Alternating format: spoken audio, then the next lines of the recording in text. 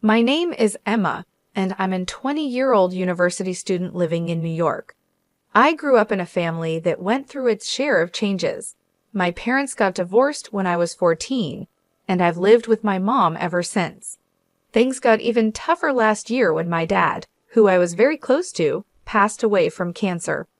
He left me a significant amount of money in his will, but I could only access it when I turned 20. This year, I reached that milestone, and not long after, something pretty unbelievable happened. One afternoon, my stepdad, Justin, who is in his mid-30s and has been married to my mom for the last 6 years, asked to talk to me. Our relationship has always been a bit strained. I try to keep things peaceful, but he's not always been the kindest to me. He started the conversation with a heavy topic.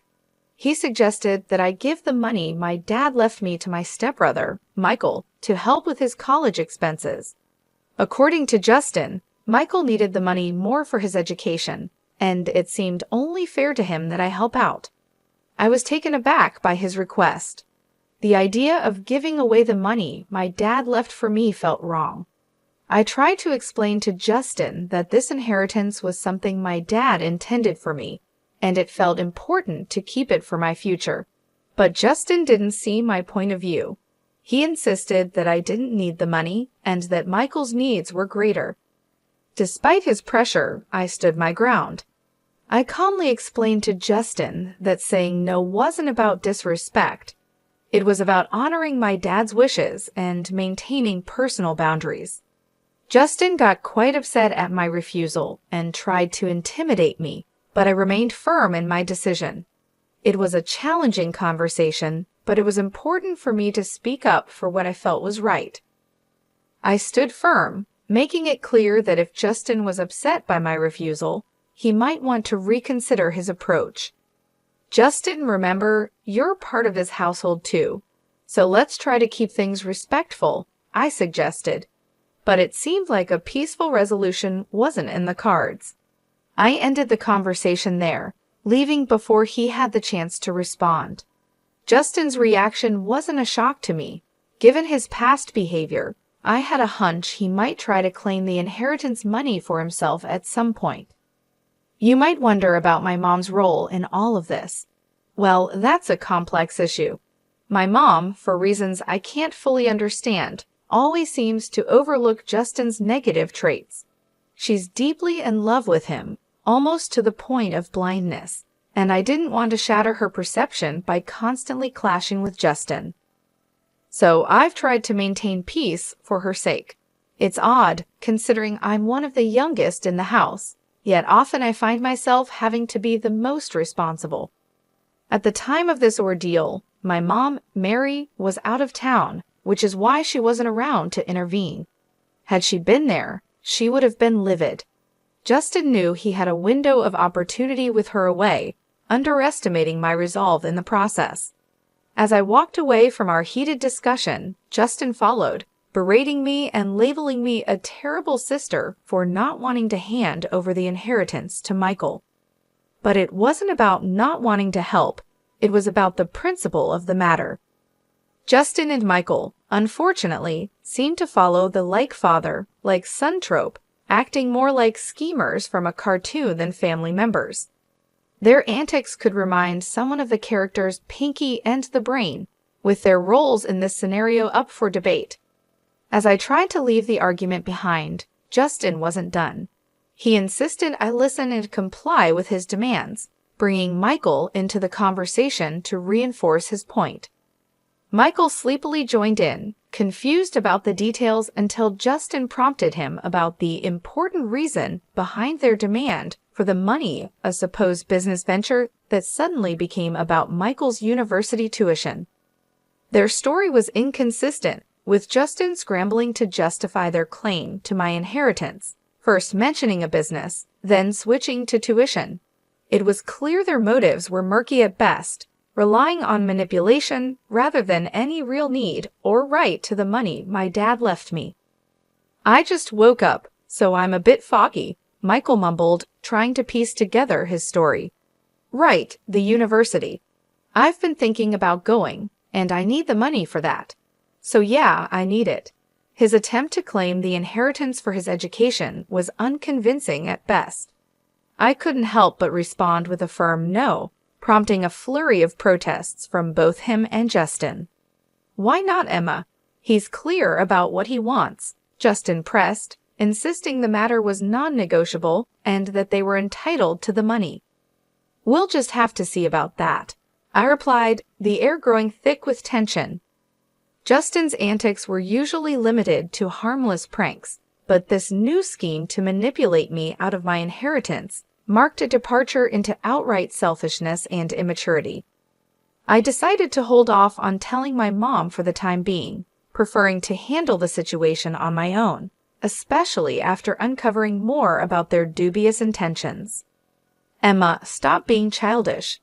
It's time to act like an adult and do what's right," Justin lectured, suggesting that the adult thing to do was to hand over my inheritance. His logic was baffling. "And what, Justin? The right thing is to give away my inheritance on your say-so?" I countered. His plea to keep this from my mom raised my suspicions further.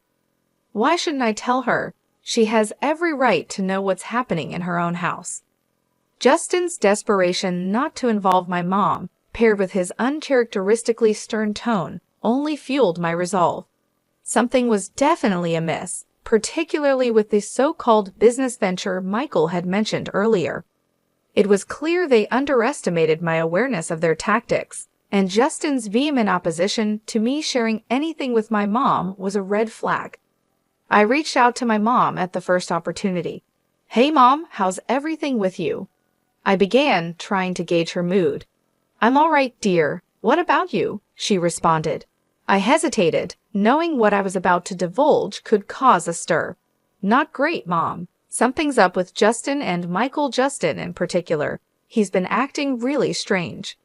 My mom's response was to caution me against overthinking things. "Oh, Emma, don't let your imagination get the better of you." But it was too late for reassurances. The pieces were too aligned, pointing to something more than just a misunderstanding or paranoia on my part. Understanding my mom's reluctance to believe the unsettling truth about Justin, I pressed on, determined to shed light on the situation. "Mom, I get that you have feelings for him, but Justin crossed a line. He didn't just ask for the inheritance money, he demanded it for Michael, claiming it was for education purposes. There's something off about this whole thing, and he even became aggressive when I mentioned bringing it up to you," I explained, my resolve hardening despite her skepticism. My mom hesitated, torn by her emotions and the troubling accusations against the man she cared for. "I'm struggling to grasp this, Emma. I feel like we need more evidence to make sense of it all." "Don't worry, Mom. I'll find the proof we need," I assured her, even though she wasn't entirely convinced. The idea that Justin had somehow bewitched her with his manipulations nagged at me, but I knew I needed solid evidence to reveal the true nature of his intentions. Later that night, I found myself scouring the family computer for any clues that could unravel the mystery of Justin's behavior. Fortune seemed to be on my side when I discovered that Justin had carelessly left his email account open. What I found was a revelation. Emails exchanged between Justin and a woman named Martha painted a clear picture of deceit. These messages were far from innocent, hinting strongly at an affair. But it was the content discussing plans for a divorce and a future together, fueled by an influx of money from a dubious business venture, that caught my attention. Justin may have been cautious not to detail any illegal activities, but his indiscretion and betrayal were blatant. Armed with this information and determined to uncover more, I decided to approach Michael, hoping he might inadvertently reveal more about their plans. I initiated a casual conversation with him, subtly turning on my phone's recorder to capture our exchange. "Hey, Michael," I greeted him, feigning cheerfulness. "Hello, Emma," he replied, seemingly in a good mood. "You seem happy today." "Why not? It's a beautiful day," I said, steering the conversation in hopes of discovering more about Justin's schemes and their impact on my family. I approached Michael with a sense of curiosity, pretending to consider their request for the inheritance money. I've been thinking a lot about what you and Justin mentioned. I'm actually considering giving you the money for your college, I told him, watching his reaction closely. Really? That's amazing. I'll let him know right away, Michael said, his excitement palpable. Hold on, not so quickly. Before anything happens, I need to confirm something. This money is specifically for your college tuition, correct? I pressed on, trying to gauge his sincerity. Yes, of course, for my college tuition. Michael stuttered a bit, perhaps caught off guard by my questioning. And you're sure about this? What about Martha? Is she serious about it too? I prodded, dropping the name I had discovered in Justin's emails. Martha? Who's Martha? Michael faltered, a clear sign of confusion crossing his face. Oh, she's a student advisor at the college. He quickly covered up, but it was too late. Unbeknownst to us, Justin had silently entered the room, and his presence was intimidating. I don't appreciate you questioning my son like this, he interjected, his tone stern. I was merely inquiring about the intended use of my inheritance. After all, if I'm considering giving it away, I'd like to know it's for a good reason, I explained, trying to maintain my composure. Justin's retort was sharp. Once you give money away, it's no longer yours to worry about. It's not your business anymore. The audacity of his statement took me aback, especially considering his next threat. You're not just thinking about giving us the money. You will give it to us, or you'll find yourself out of this house. Michael looked as shocked as I felt by his father's escalation. Dad, this isn't what we agreed on, he began, only to be cut off by Justin asserting his authority in a domineering tone, threatening my place in the home if I didn't comply with his demands. Choosing silence as my response, I retreated to my room, all the while recording the entire confrontation. Justin was unaware that his true colors were being captured for posterity. Once safe in my room, I began compiling all the evidence I had against him. It felt like I was a detective in one of those crime shows, piecing together the puzzle. I had audio recordings and email screenshots, all pointing to Justin's deceitful behavior and his affair with Martha. Feeling the weight of my findings, I decided it was time to bring my mom into the loop. Hello, Mom, I started, my voice laced with urgency. Hey, sweetheart, how are you? She responded, unaware of the storm brewing. Mom, are you sitting down? I have something important to tell you, and it's not easy, I said, preparing her for the revelations that were to come.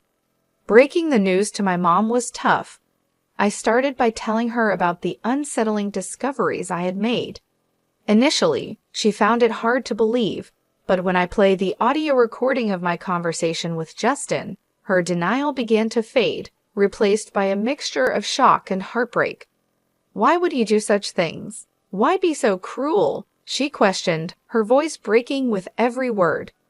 It's hard to say, but we're dealing with someone who doesn't have our best interests at heart. I replied gently, trying to be as supportive as I could despite the harsh reality. I hate to say it, but he's not the person we thought he was. Hearing the truth straight from the recording was a turning point for her. This is unacceptable. I can't believe I wasn't here to protect you from them, she said, determination taking over her initial shock. Stay put. I'm coming back immediately, and yes, I've locked my door, I reassured her. My mom's protective instincts kicked in full force. She was ready to confront Justin and ensure he regretted his actions. He's going to realize he picked the wrong family to mess with, she said, a fierce resolve in her voice. When she arrived, it was a moment filled with mixed emotions. We hugged tightly, sharing tears over the betrayal and the tough decisions that lay ahead. Yet there was also a sense of relief and unity. Together, we spent hours devising a plan, ready to face the ordeal as a team. In the days that followed, Justin was perplexed by my mom's unexpected return and her cold demeanor towards him. He tried to play it off with a veneer of cheerfulness, likely hoping to charm his way out of any suspicions. But my mom was unmoved. She saw right through his act and was gearing up to take decisive action. Concerned about the true nature of Justin's business and the potential misuse of the inheritance, my mom decided it was time to bring in professional help. She hired a private investigator to dig deeper into Justin's activities and the mysterious emails. The thought of him planning to misuse the money for unethical purposes infuriated her further, and she was adamant about protecting us from his deceit.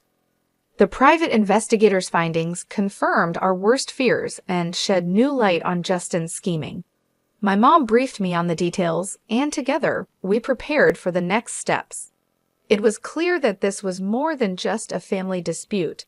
It was about standing up against manipulation and ensuring justice was served. In that moment, the atmosphere in the room was charged with tension, a palpable mix of disbelief and resolve hanging between us. Justin's usual confidence seemed to falter under the weight of our accusations, his eyes darting from the camera to my mom, then to me, as if searching for some escape or loophole in our confrontation. "You can't possibly understand what you're talking about. This is ridiculous," Justin tried to deflect, but his voice lacked its usual assertiveness. It was clear the tables had turned, and the power he once wielded so effortlessly was slipping through his fingers. Michael, caught in the middle of this familial storm, looked from his father to us, his expression a mix of confusion and realization. Perhaps for the first time, he began to see the man he called father for who he truly was, a revelation that seemed to shake him to his core. My mom, with a steely gaze fixed on Justin, stepped forward. "Not only do we understand, but we have proof. Emails, recordings. You've been planning to launder money through a laundromat, all the while involving yourself with a known criminal. Martha's record speaks volumes, and your plans for this business are clear as day." Justin's attempts to maintain any semblance of innocence were crumbling fast. "You have no idea what you're getting into. This is my business, my life. You can't just barge in and—" "But we can, and we are," I interjected, bolstering my mom's stance. "This isn't just about your business, Justin. This is about our lives, our safety. You've brought danger and illegality into our home, and we won't stand by and watch you destroy everything for your selfish gains." The evidence was indisputable.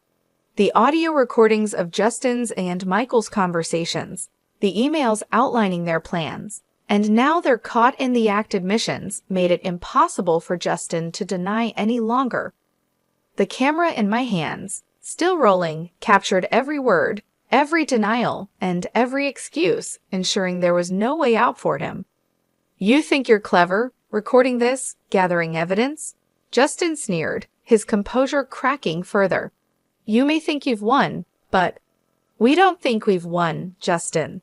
We know we have." My mom cut him off, her voice firm and unwavering. "What you've done is not only morally reprehensible, but illegal. You've endangered this family, exploited my trust, and now you're going to face the consequences of your actions." As the confrontation reached its climax, Michael finally spoke up, his voice barely above a whisper. "Dad, how could you?" It was a question loaded with betrayal and disillusionment, aimed at the man he had looked up to. The room fell silent for a moment, the gravity of the situation settling in. Justin, now devoid of his usual bravado, seemed to shrink before us. It was clear the game was over. My mom's next steps were clear legal action, separation, and ensuring the safety and security of our family. As we left Justin to contemplate the ruin of his own making, my mom and I knew the road ahead would be difficult. But with the truth on our side and the evidence in hand, we were ready to face whatever came next, together. The veil had indeed been lifted, and in its place, a newfound strength and unity emerged between us, ready to rebuild and move forward from the shadows of deceit. "I'm clueless about what you're hinting at. Why don't we call Martha? Maybe she can shed some light on this, huh?" Justin tried to deflect, with a tone that barely masked his panic. "You two think you've got it all figured out. Martha is just a friend, he added, but the confidence he attempted to project was waning rapidly. The compromising pictures we found tell a different story, I countered, my voice steady despite the tumult of emotions inside me. And seriously, who uses email for affairs these days? It's absurdly reckless. Justin, now visibly flustered, shot back, "You went through my personal stuff. That's outrageous." "No, Justin. What's outrageous is you," my mom interjected, her voice rising in indignation. "How dare you repeatedly threaten my daughter over money that rightfully belongs to her? How dare you use threats to attempt to evict her from her own home? Your actions are indefensible. How dare you involve your son in your reckless plans, putting him at risk? And your audacity to plan using that money for illegal ventures is beyond forgiveness. Now, when it's time to account for your actions, you suddenly fall silent?" She continued, her words cutting through the air like a blade. Justin, cornered and desperate, spat out, "Get that camera out of my face," as he lunged towards me in a blind rage. I dodged his attempt swiftly, his aggressive move only adding to the gravity of his unraveling. "You're thinking of attacking my daughter now? Do you have any idea how much trouble you're in?" my mom exclaimed, her tone a mix of disbelief and anger. Justin, defiant to the end, sneered, "You think you understand the situation? You know nothing." "Well, let's see if the police agree with you. They should be arriving any minute now," I declared, watching closely for his reaction. "Police? You wouldn't dare," he blustered, but his bravado was crumbling.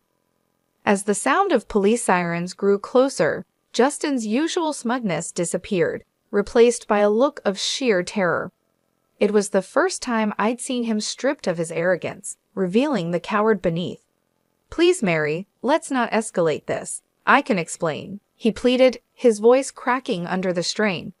"Save your explanations for the judge, you despicable man," my mom retorted with a disgust that left no room for ambiguity. "And Michael, don't think you're absolved from responsibility. You're both going to face the consequences of your actions."